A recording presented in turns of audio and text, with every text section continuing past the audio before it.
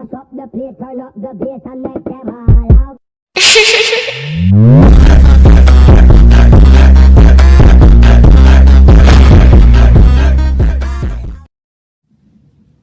Assalamualaikum warahmatullahi wabarakatuh. Di sini saya mau memperkenalkan diri kepada kalian semua. Perkenalkan, nama saya Muhammad Endrian Vladimir. Saya dari Tiket Sarapan Ibu Jambi dengan jurusan Program Studi Kesehatan Masyarakat dengan NIM 1813 2010 39. Di sini, di dalam video ini, saya ingin membahas tentang mata kuliah dari Manajemen Kebakaran dan Ledakan. Saya akan membahas pengertian kebakaran, manajemen kebakaran, serta nanti saya akan pergi ke suatu tempat dan menunjukkan kepada kalian semua apakah di tempat itu ada risiko penyebab kebakaran, alat yang digunakan jika terjadi kebakaran, jalur evakuasi, serta titik kumpul jika terjadi suatu kebakaran di tempat tersebut. Simak langsung videonya ya. Baik, di sini saya mau menjelaskan kepada kalian semua tentang pengertian kebakaran dan manajemen kebakaran. Yang pertama yaitu pengertian kebakaran. Kebakaran adalah suatu nyala api, baik kecil maupun besar, pada tempat yang tidak kita kehendaki, dapat merugikan, dan pada umumnya sukar dikendalikan. Nah, barusan pengertian kebakaran. Di sini saya akan menjelaskan tentang manajemen kebakarannya. Manajemen adalah suatu tindakan yang mengatur dan mengarahkan. Jadi, kalau manajemen kebakaran yaitu suatu tindakan yang mengatur agar berkurangnya risiko kebakaran di suatu tempat atau industri.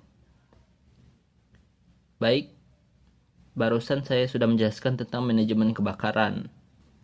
Nah, setelah menjelaskan tentang kebakaran dan manajemennya, di sini saya mau mengajak kalian semua untuk terjun langsung ke lokasi agar dapat melihat dan tahu tentang risiko penyebab kebakaran di suatu tempat itu apa, alat yang digunakan untuk mencegah terjadinya kebakaran itu apa, jalur evakuasi, dan serta titik kumpul jika terjadi suatu kebakaran di tempat.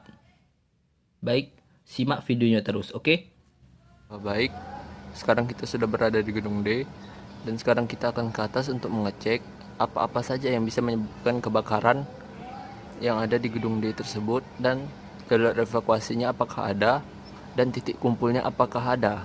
Baik, simak videonya.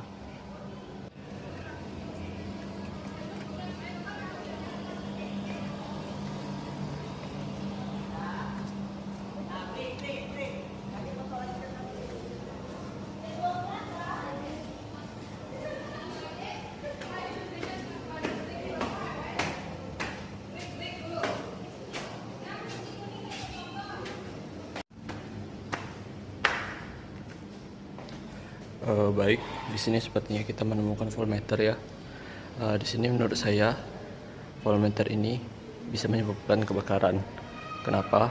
Karena di sini jika terjadi konsleting listrik, maka bisa menyebabkan timbulnya api dan lalu bisa menyebabkan kebakaran. Oke, baik, kita cari lagi apa yang bisa menyebabkan kebakaran di gedung D. Baik, di sini kita menemukan lagi satu sumber yang bisa menyebabkan terjadinya kebakaran, yaitu stop kontak, yang dimana jika terjadi konsleting listrik maka bisa menimbulkan api dan bisa menyebabkan kebakaran. Oke, ayo kita cari lagi. Baik, di sini saya menemukan jalur evakuasi. Di sini bertujuan untuk jika terjadi kebakaran kita bisa melalui jalur evakuasi dengan selamat, dan jika terjadi kebakaran, disinilah jalur yang cepat untuk mencapai titik tujuan atau titik kumpul yang aman. Pasangnya panah merah dan panah hijau ini bertujuan untuk memberi tanda jika ada seseorang yang ingin turun, gunakanlah di bagian sebelah kiri tangga, dan jika ada yang ingin menaiki, gunakanlah di bagian sebelah kanan tangga agar tidak saling tumburan jika terjadi kebakaran. Di sini saya sudah menaiki lantai ketiga dan lantai kedua, dan di sini saya tidak menemukan apar atau alat yang berfungsi untuk mencegah terjadinya kebakaran atau memperkecil kejadian kebakaran. Baik, simak infonya selanjutnya. Di sini kita sudah berada di bagian depan gedung D, dan di sini merupakan titik kumpul jika terjadi kebakaran di gedung D. Baik, kita akan melihat ke gedung-gedung lainnya. Simak langsung. Sekarang kita sudah berada di gedung E, yaitu tempat gedung kesehatan masyarakat.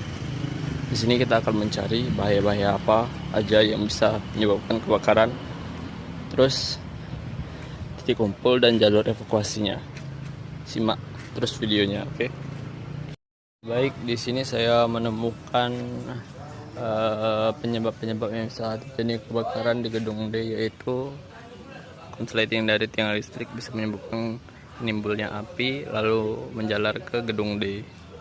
Baik, di sini kita akan mencari lagi tentang jalur evakuasi dan titik kumpul. Setahu saya di gedung E ini ada jalur evakuasi ya di dalamnya, tetapi tidak bisa dilihat karena ruangannya sedang tertutup dan kampusnya sedang tidak beroperasi. Oke, dan selanjutnya yaitu titik kumpul. Jika terjadi kebakaran, kemungkinan titik kumpulnya ada di depan sini ya.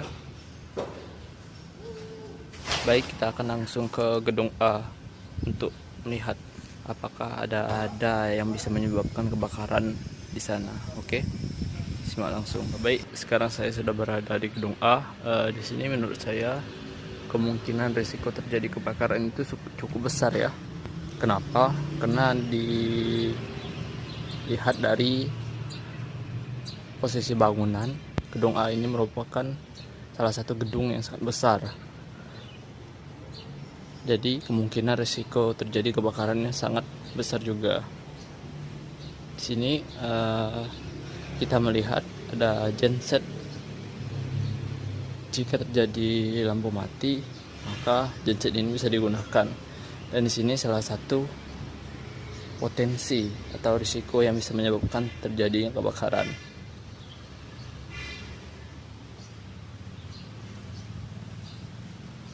Berikut di sini saya menemukan jalur evakuasi. Nah, berarti jika terjadi risiko kebakaran atau terjadi suatu kebakaran yang terdapat di gedung A, maka di sini ada jalur evakuasi dan kemungkinan di depan ini ada tempat atau titik kumpul jika terjadi kebakaran di gedung tersebut. Baik, mungkin itu sekian penjelasan dari saya tentang kebakaran, manajemen kebakaran, risiko terjadi kebakaran, jalur evakuasi, dan alat-alat apa saja yang digunakan jika terjadi kebakaran. Mungkin salah dan kurang saya mohon maaf. Assalamualaikum warahmatullahi wabarakatuh.